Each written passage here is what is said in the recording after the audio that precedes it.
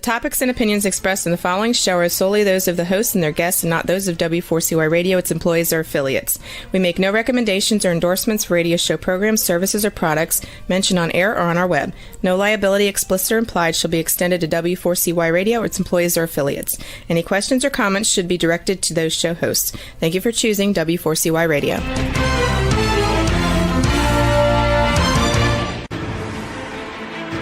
What's working on purpose anyway? Each week, we ponder the answer to this question. People ache for meaning and purpose at work, to contribute their talents passionately and know their lives really matter.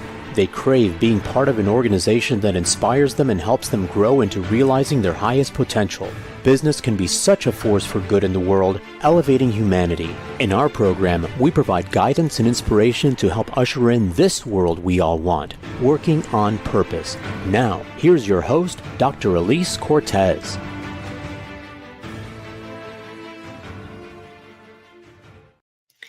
Welcome back to the Working on Purpose program. Great to have you. Thanks for tuning in this week. This program has been on air since February of 2015. It is a pride and joy for me. I'm glad to have you with me along the journey.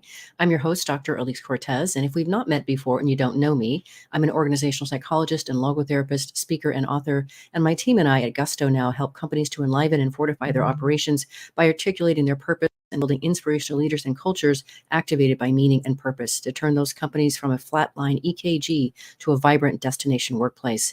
There, people are intrinsically motivated to perform at their best, can grow into their fuller potential, and are committed to stay and dynamically deliver on the company's mission.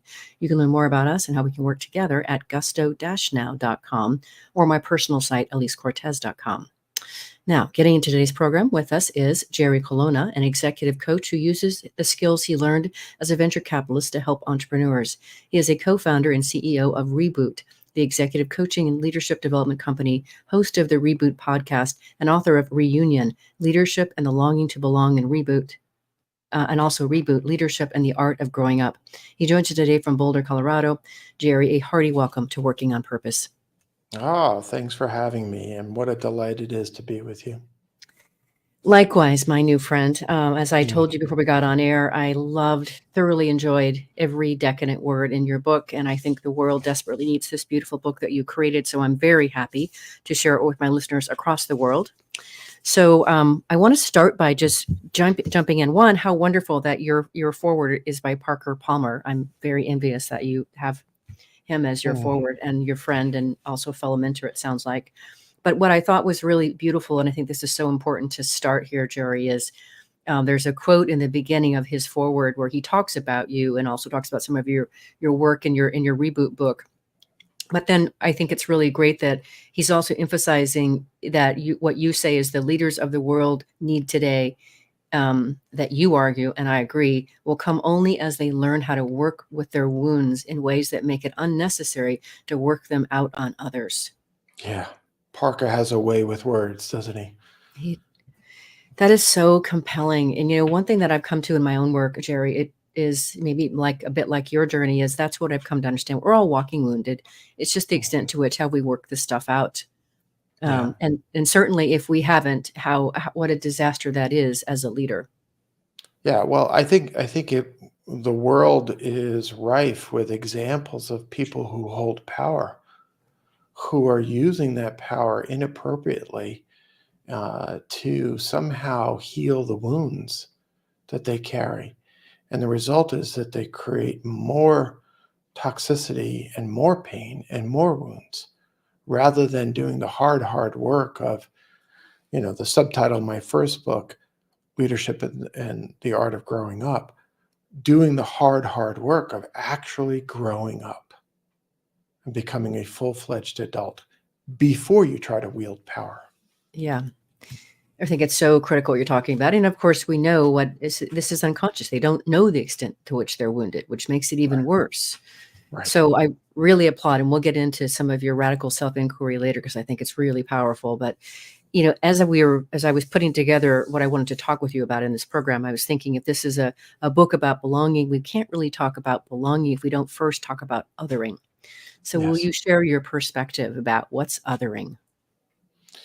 Well, it's important to recognize that I learned the term othering from the important work of the scholar John A. Powell. And Pal has done some tremendous work in codifying and explaining a process by which those who might have less power in a certain situation are pushed to the margins. And it goes beyond race, it goes beyond gender identity.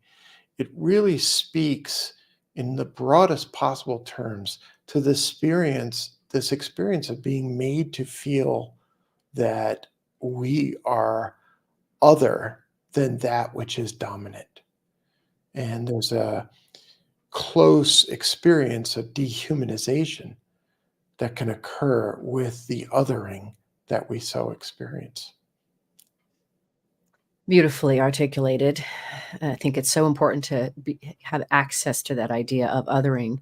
And then, of course, as I mentioned before, one of the other things that I thought was so brilliant about your book, and now I'm getting access to your work, is you talk about the need for practicing radical self-inquiry. And there's a couple steps to that, which if you could share those, that would be great. Sure. I mean, first, to describe it, I coined the term a number of years ago to try to describe what it was that I was doing in this odd combination of coaching, Buddhist meditation, psychoanalysis. What is this thing? And it really comes down to this notion of skillfully and compassionately stripping away the masks that we wear to keep ourselves safe so that there's no place left to hide, even from ourselves. And the important thing to recall about the phrase it's the notion that it's radical. It's radical for us to ask a question like, how have I actually been complicit in creating the conditions in my life I say I don't want? Complicit, not responsible. This is Right. not about inducing guilt. Mhm. This is about inducing curiosity with the intent to create transformation. A corollary to that would be to say, how has it benefited me to always feel completely depleted and busy? Oh, well, it makes me feel important. Maybe I should work on feeling important before I try to change the outward behavior. What's going on? Those are good examples of what I mean by radical self-inquiry. And of course, I really appreciate the work that you do to help steward that along, and I really also appreciated it, the way that you explicated that how workshops are so useful to help people gain access to that emotional realm, maybe in a way that wouldn't happen in a one-on-one conversation or even in one-on-one therapy. And so, most of us need help along this journey. Yeah, most of us need help growing up, don't we? We do. Including coaches and therapists, that's for sure. And it's a forever process, right? We're just really never done. That's right. And I find that compelling. I think of the word practice. It's a practice of growing up. Just like Yes. my meditation practice is never done. I'm never, okay, I'm enlightened. I'm done. Right. No. It's just something I do every day. I brush my teeth every day. I sit in meditation every day. And every day I try to grow up a little bit more. Mhm. And some days are better than others. That's Mhm. just the way life unfolds. Mhm. And yet I think there's such value in the reach to try to grow up every day. There a commitment, an intention that I Well, celebrate. Robert Browning, the poet, said, man's reach should exceed his grasp, or else what's a heaven for? I love that in your book. I saw that. Of course. So I take a lot of notes as part of the way I do my research for my own writing, et cetera, as well. But yeah, I ran out of pages with you, Jerry. Okay, so this is another thing that I really want to celebrate about your work and what you're doing in the world, Jerry. And that is that you're really calling for a leadership revolution anchored in belonging. And there's a lot to that about what you're calling forth. And really, certainly it's going to require a good amount of courage on all of our parts. And I am completely aligned with you how necessary it is. And so will you talk a little bit about what does this leadership revolution look like? Well, I think that we carry this internalized notion of leadership as being either a function of being the one to direct, being the boss, which has its own problems, like it induces in the person who's in that role an imposter syndrome because they can't possibly know all the things to tell people what to do. It carries with it a belief that we're somehow supposed to create this output, this constant sense of the outcome has to be better. A company isn't succeeding unless it's not just profitable, but growing profitably constantly. And while those notions are really important, what I'm challenging business leaders to do right now is to expand that definition, to understand that they have more power than that they pretend that they have, and that they have a moral responsibility to speak up for those who have been othered and to add to the work. And yeah, it's hard. I get it. But the responsibility to leave the world better than what we found it, this is what our elders in every wisdom tradition have taught us. And so, yeah, it's a bit of a revolutionary concept, but it also feels quite old, meaning rooted in wisdom traditions where those who hold power had a responsibility to care for the whole of the community. Like we're coming back home almost. Yes. Or trying to come back home. Yes, thank you for that. Yes, it's a homecoming, isn't it? And I appreciated, how you now, if we juxtapose the beautiful language that you just put there, now let's put it into up against today's parlance. And let me quote from your book, because it really juxtaposes the difference and why there is such a need for this revolution. And you go on to say, when you're talking about this, you say it's no longer sufficient to measure success by financial return on investment. A good leader, I contend, uses the experience of leading others, of wielding the privilege that comes with power to confront their own demons, which could otherwise create toxicity for those they lead. But a great leader actively confronts othering wherever it sprouts, including from their own inner demons. That's definitely revolutionary. I suppose it is. And when I started writing the book, which was in the summer of 2020, I saw the need then. What I did not envision is that the need would be so much greater 3-4 years later. And here we are. Well, that brings me to the next thing I wanted to talk about, which you so incredibly delineate in your book. It's incredibly eye-opening, is the role of dehumanization in othering. And you go on to share a passage about past President Trump, who was talking about Mexican immigrants, and you say, you quote, "You wouldn't believe how bad these people are. They aren't people. These are animals. Animals. Dehumanization is a pillar of systemic othering, and for such dehumanization to take hold, those who have assimilated must forget the oppression, the othering of their ancestors. This is how those who are othered are complicit and benefit from the othering of others." So there's a lot in that, but the first part that I wanted to really call out is the importance of the aspect of dehumanization for othering to occur. Yeah, it's, anyone who studies genocide, for example, will identify that the first step is dehumanization. And we hear this in language, unfortunately, every day right now, whether it's migrants on the southern border of the United States, whether it's, children in urban neighborhoods, whether it's the victims of substance abuse, whether it's people of a different religion than the dominant religion in a particular region. There's this constant refrain of dehumanization. of failing to see that the person in front of you loves their children, is a person, is scared, wants nothing more than to feel safe, wants nothing more than to feel that they belong. And when we lose sight of that, horrible, horrible atrocities are possible.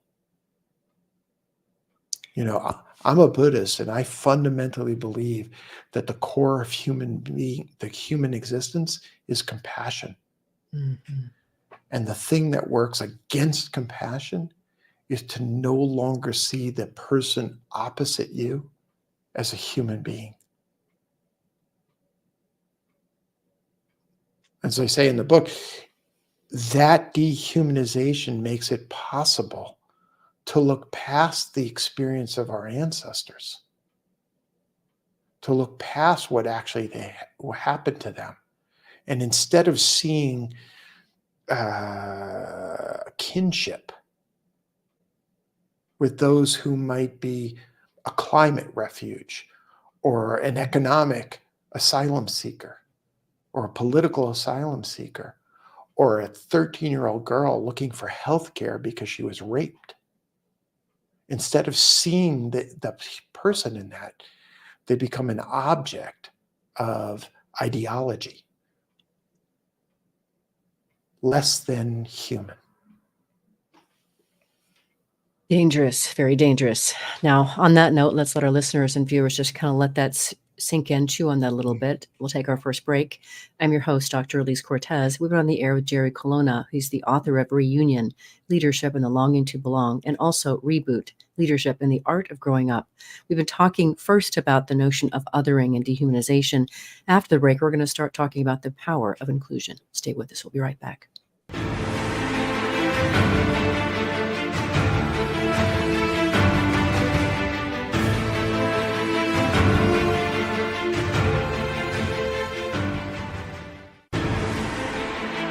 Dr. Elise Cortez is a management consultant specializing in meaning and purpose, an inspirational speaker and author. She helps companies visioneer for greater purpose among stakeholders and develop purpose-inspired leadership and meaning-infused cultures that elevate fulfillment, performance, and commitment within the workforce. To learn more or to invite Elise to speak to your organization, please visit her at elisecortez.com. Let's talk about how to get your employees working on purpose.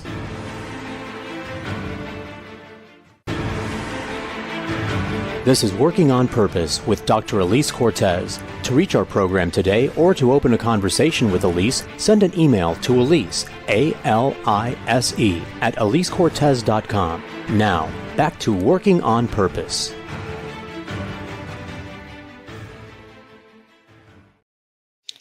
Thanks for staying with us, and welcome back to Working on Purpose. I'm your host, Dr. Elise Cortez. As I, too, am dedicated to helping create a world where people realize their potential at work and are led by inspirational leaders that help them find and contribute their greatness, and we do business that betters the world. I keep writing my own books. A lot of my research comes from my guest on this program, and one of my latest, which came out in March of 2023, is called The Great Revitalization, How Activating Meaning and Purpose Can Radically Enliven Your Business. And I wrote it to help leaders understand how much the world had changed in terms of what their workforce wants from an organization, and then give them 22 best practices to try to create that in their culture. You can find it on Amazon or my website, elisecortez.com. If you are just now joining me, my guest is Jerry Colonna. He's the co-founder and CEO of Reboot, the executive coaching and leadership development company, and he's also the host of Reboot podcast. So now that we've set up just how problematic othering and dehumanization could be, let's move on to the good stuff of inclusion, shall we?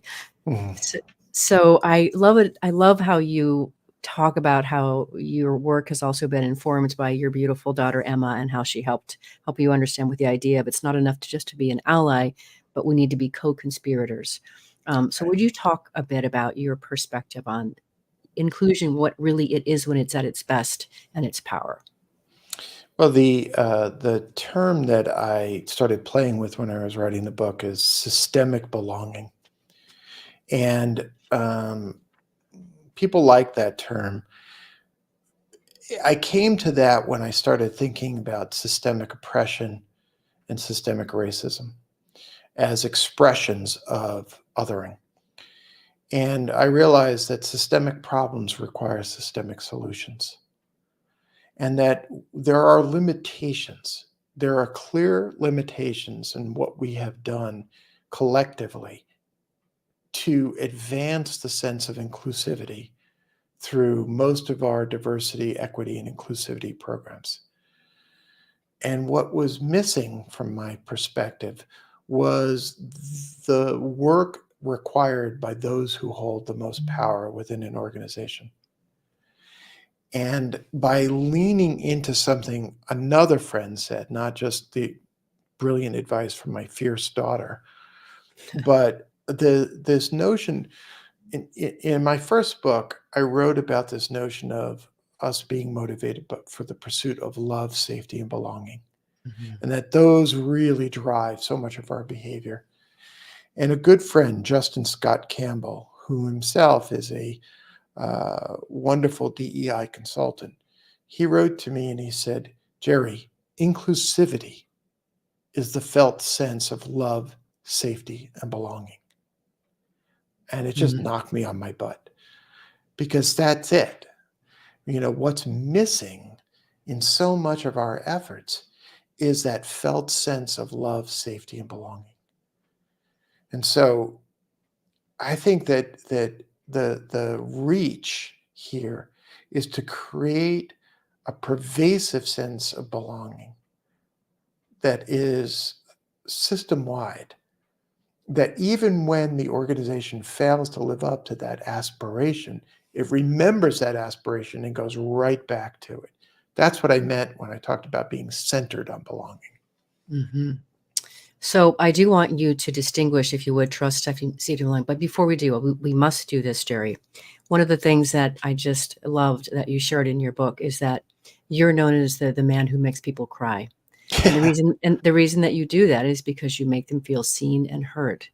I dare say that what you just uttered right back there about that felt sense of inclusion, which includes safety, trust, and belonging, probably made a few people cry, because they probably went for yes, the man gets it. That's what I've been wanting. Right. I can almost guarantee, ladies and gentlemen, that if you are tearing up, you're definitely part of the right community here. And Jerry, I love that you make people cry. I like doing that too, for all the right reasons. You know, I also thank you for saying that. I appreciate that. I don't set out to make people cry. I understand. I set out to help people feel. Right. I understand. We share that. And one of the tragedies of our modern life is that when people feel, they often cry. Right. Because what they feel deeply inside is sadness. And, you know, so much we struggle to make space for feelings like sadness. You know, I will joke with a group and I'll say, all right, you want to know the secret to making people cry? I ask them a really, really tough question. I ask them, how are you? And I ask it like I care. And the simple act of caring how somebody is, more often than not, unleashes those tears. The way I see that, Jerry, is also that you've touched their heart and soul. And most people don't get to touch that beautiful, privileged part of a person today. But you know how to do that. And that I would offer and venture that that's also what's happening, is they feel touched by you. Well, I can take that in. I only know one way of being, and it's real. And I have learned that when someone holds their seat with presence and care and can, with compassion, be with someone else's feelings, magic happens. Agreed. And it is precious, beautiful work to get to do. Amen. We are lucky, aren't we? I count my blessings every day, and it's probably going to move me to tears because I'm so grateful for it. Just beautiful. Yeah. So Well, let's do this while we were talking about that. I do want to, I had a question here that I wanted you to distinguish the relationship between trust, safety, and belonging. Since we've already queued it up, let's go ahead and treat that. Mm. Well, I usually use the term love, but trust works. Um, Ah, when I describe it, I will say we want to love and be loved. We want that exchange that goes there. We want to feel safe physically, emotionally, spiritually, existentially. And through that, we can finally know to whom and to where we belong. And I always envision just resting. You know, when you're in that tight mode and your shoulders rise to your ears and I just imagine that the belonging just drops the shoulders down.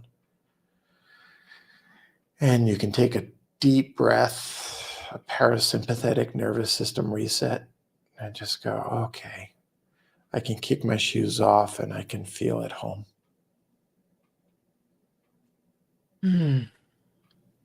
gosh, that sounds like the kind of world I want to live in, Jerry, and help create. Isn't it the kind of company we want to work for? Mm-hmm. It certainly is the kind of company I want my daughter to work for. That's right. That's Yeah. right. There's a powerful, this just goes to the other reason why this is so important to help work on this is you have a quote again from Parker Palmer's assertion, which it just knocked me back, Jerry. Mm. It was, violence is what happens when we don't know what to do with suffering. Right. There's that Parker again. I often think of children when I think of that quote. And I think of children growing up in environments not knowing what to do with the tears, with the sadness, with the suffering. I can usually make a room full of people cry just simply by saying, "Oh, you're crying? I'll give you something to cry about." And it takes them right back to childhood. Yes. Oh, I wasn't expecting you to go there, but yes. Right? And that's and instead of being taught what to do with suffering, "Oh, you're crying? Are you okay? The world must feel overwhelming to you. Mm-hmm. I'm right here. We got, you're crying? I'll give you something to cry about." Right. Or variations on that theme. And then that child becomes an adult, and that adult gets power. And then what happens? You know what happens? War. Mm-hmm. Right? We ban people from a particular country because of their religion. Or we fight about humanitarian aid when we have two more of everything, as Tracy Chapman once sang. Right? We allow children to try to crawl through razor wire to try to get to safety. We have 400 million guns in a country with 330 million people. And gun Wow. violence is the number one cause of death for children age 17 and younger in the United States in 2024. Because violence is what we do when we don't know what to do with suffering.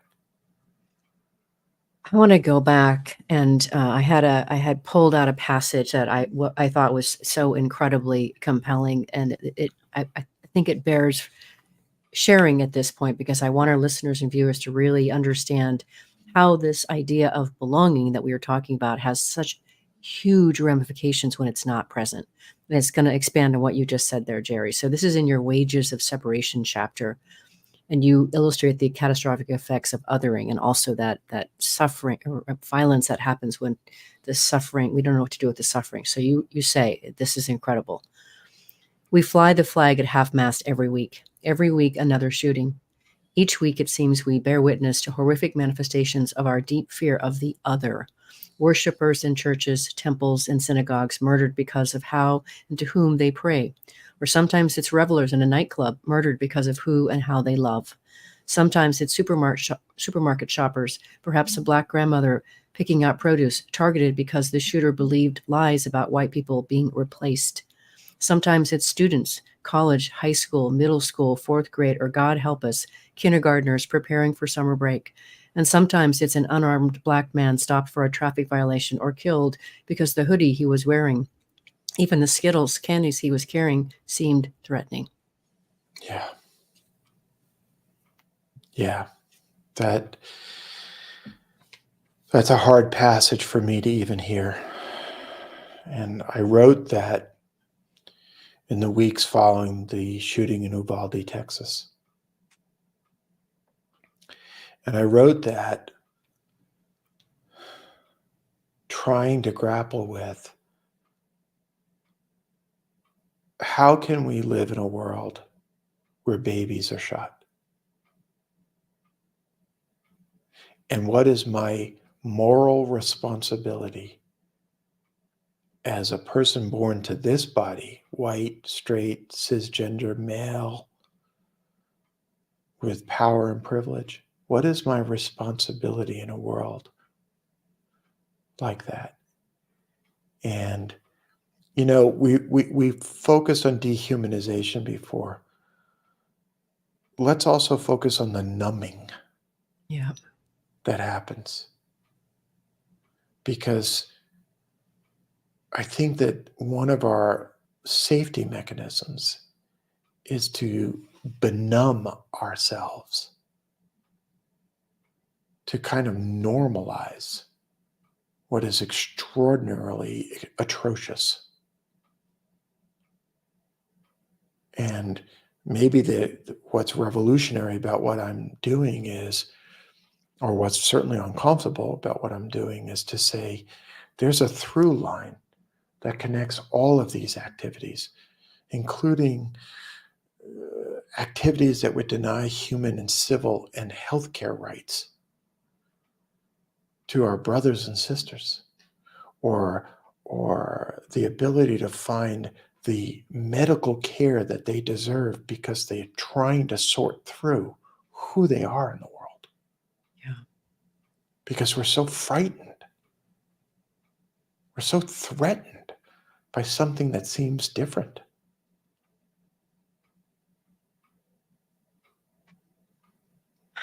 Beautiful soul. Let's also take our last break while people sit and chew on that. I'm your host, Dr. Elise Cortez. We've been on air with Jerry Colonna, who's the author of Reunion, Leadership and the Longing to Belong, and also the book Reboot, Leadership and the Art of Growing Up. We've been talking a good bit about what it looks like and the ramifications of othering and dehumanization. After the break, we're going to invite you to come with us to elevate yourself and grow up and embrace belonging as a way of leading. Stay with us. We'll be right back.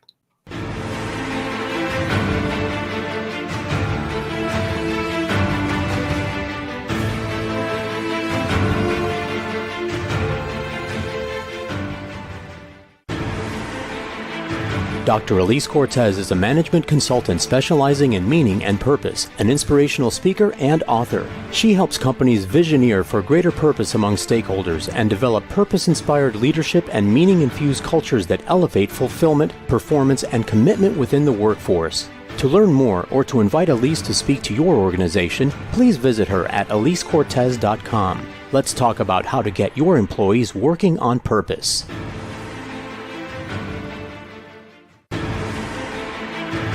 This is Working on Purpose with Dr. Elise Cortez. To reach our program today or to open a conversation with Elise, send an email to Elise, A-L-I-S-E, at elisecortez.com. Now, back to Working on Purpose.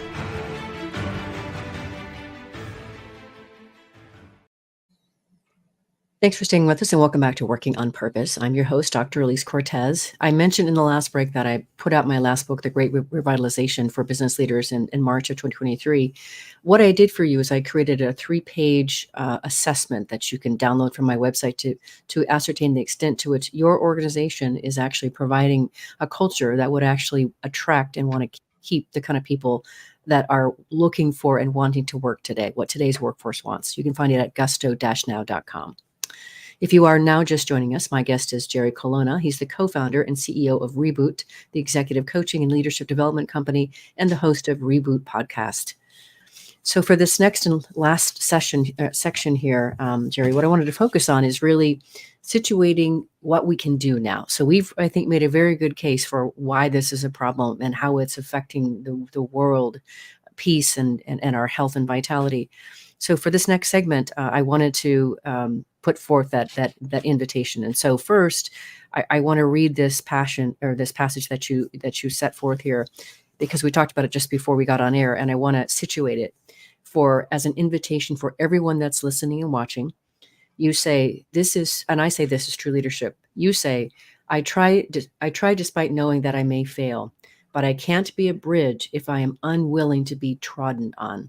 I must feel the dirt and mud of potential imperfection. I must risk the privilege that comes from white supremacy. I must be willing, as poet Donna Markova says, to risk my significance. Yeah. There's another quote in the book that I find incredibly helpful and hopeful. And this is really important. This is the hopefulness that's implicit even in the word reunion.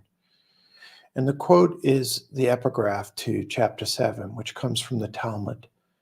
And in it, Rabbi Tarfon says, "It is not yours to complete the work, but neither are you at liberty to neglect the work." Mm-hmm. And I think you combine that passage that you're talking about. What am I willing to risk? I am willing to risk being set straight and told that I'm wrong as part of the process of me not neglecting the work. Mm-hmm. This is leadership at its best. Leaning in, trying the hard thing. You know, as I often counsel to people, yeah, I know it's hard to build a profitable business, and it's really important. But it's also important to build a business that has purpose, that has meaning. And then I'll joke, you can walk and chew gum at the same time. It is hard, but it is worth it, even if you fail. Even in the moments, to use your framing, even in the moments when a company loses connection to its purpose, so what? Right. As my Buddhist teacher Sharon Salzberg would say, begin again. Right. Begin again. Reconnect to that purpose. Go back to what it is. This is essentially what reunion is about. You know, in the last chapter, I quote from the brilliant, beautiful Bell Hooks in her poem, When Angels Speak of Love.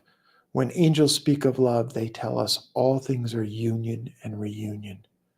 There is no separation. There is no end to paradise.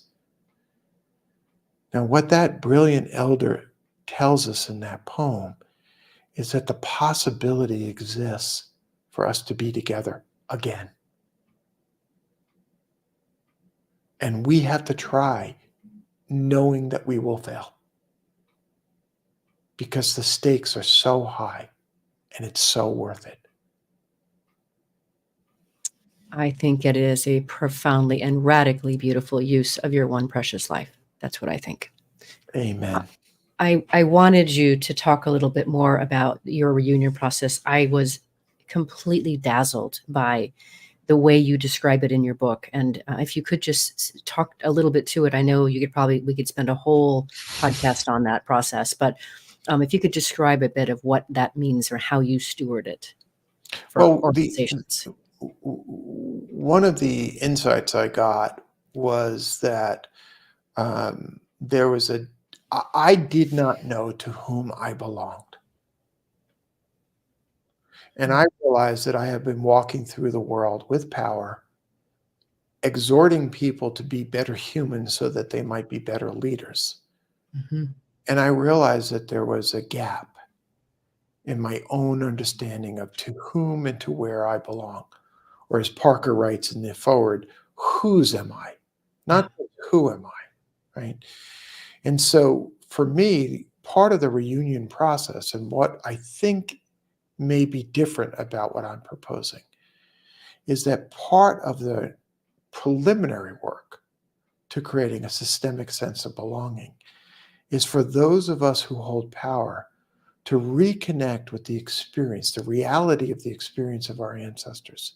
Mhm. We can induce a greater sense of empathy for the world as it is, and to welcome in the disowned parts of ourselves, that very important shadow work, so that we welcome in even the bits of our family tree, even the parts of our own experience that we might not be particularly proud of, so that we can stand from that place of deep and profound empathy and then look out to the other and reunite with the kinship and the kinfolk who live outside of our own experience. That, for me, is the reunion process.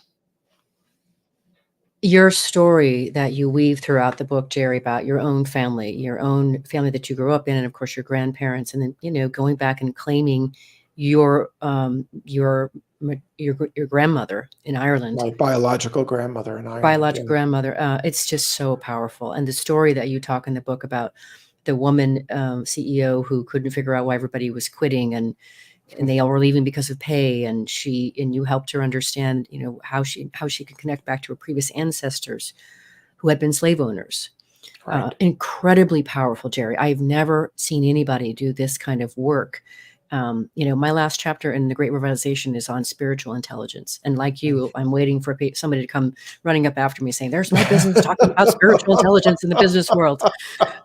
Yes, there is. How's that? Yes, there is. I'm gonna call my friend Sherry.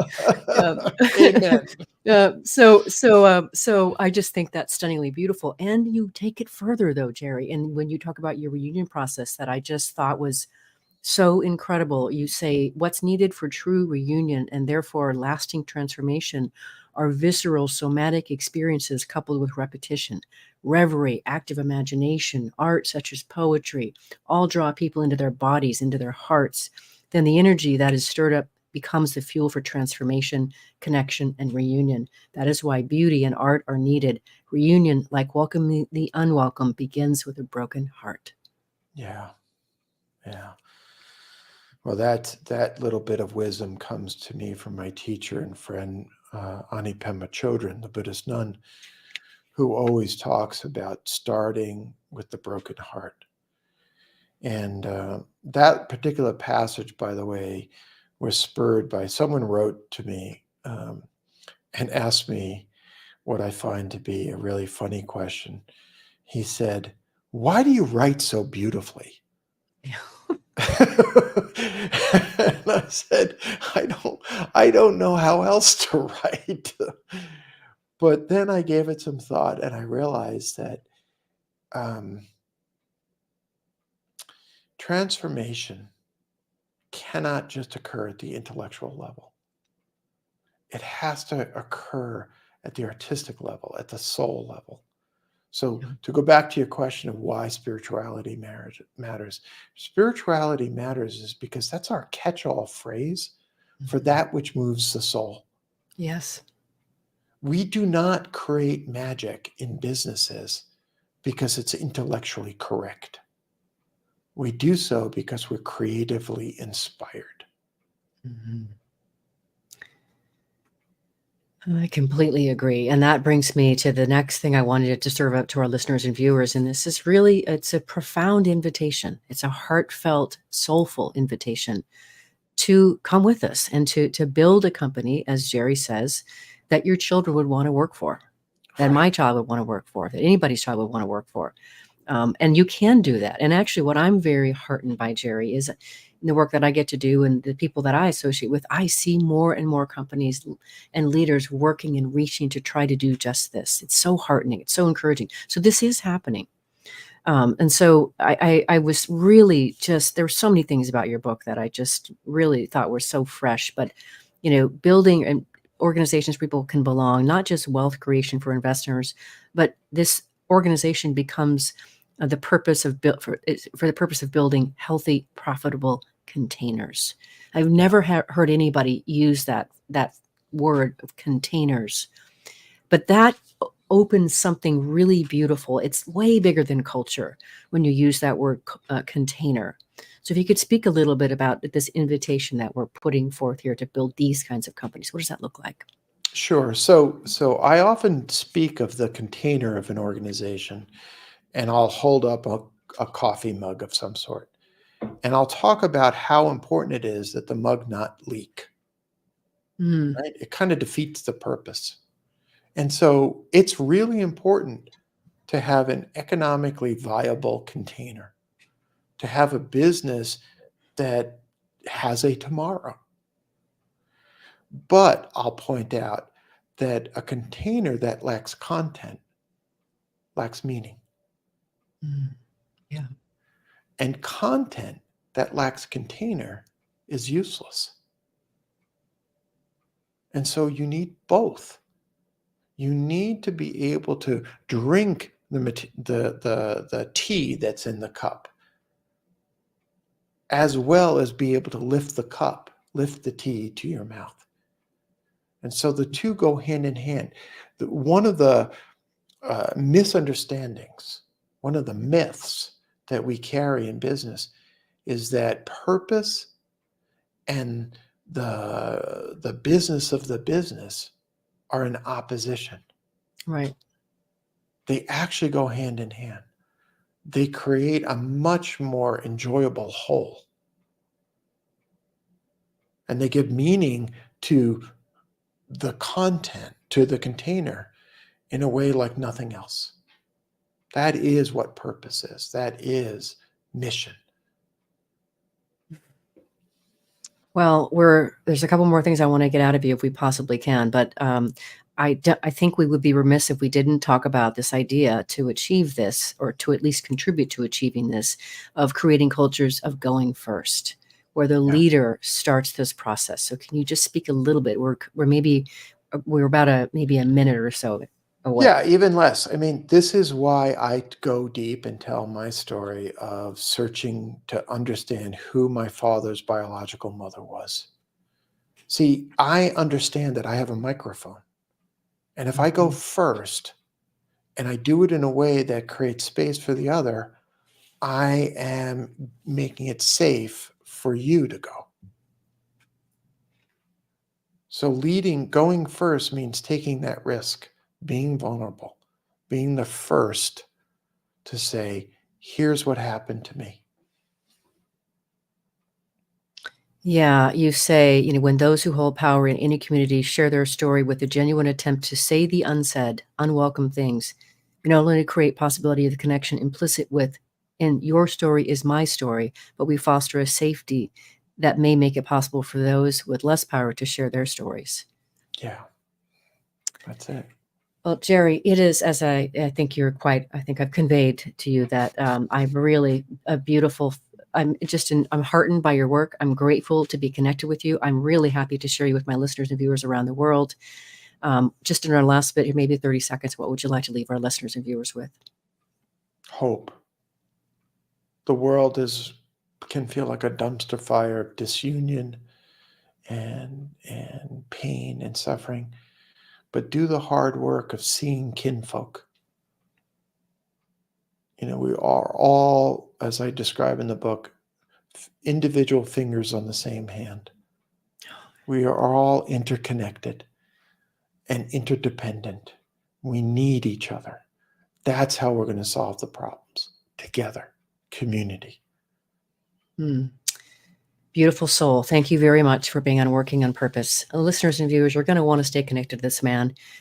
You can find him, this is Jerry Colonna again, you can find him on his website, reunion.reboot.io. Let me say that again for you. It's reunion.reboot.io.